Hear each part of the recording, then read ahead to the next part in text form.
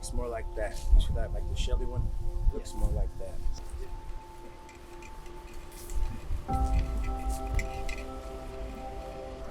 Great nature.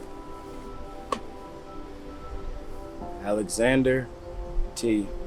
Augusta, son of slaves, born in 1825 in Norfolk, Virginia. Served his country from the very first black and proud soldiers to do so in the Union Army. Not only was he the first black surgeon in the Union Army, but he was the highest ranking black surgeon at the time. At a time in our country when you weren't always called to serve.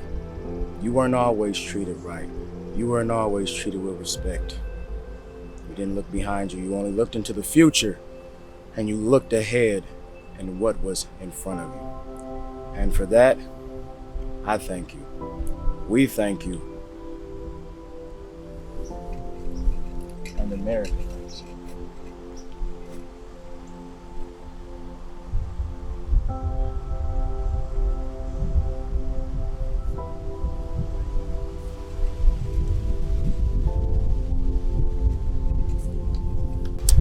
It feels very surreal.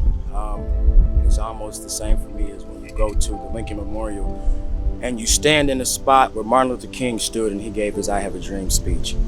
And you know, we talk about these things, we learn about these things all of our lives, but it's different when you're there where it happened.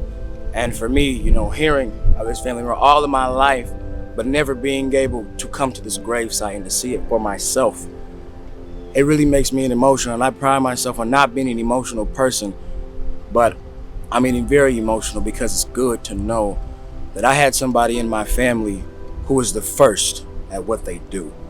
You know, he paved the way for me to be here. One of the reasons why I am here. One of the reasons why soldiers can proudly go abroad and be able to fight, you know, for their rights. He was fighting for the rights of people in this country to secure their rights when he didn't even have them all the way, because it's people like him that came up with real problems, that came up with real solutions, real ideas, and got the job done.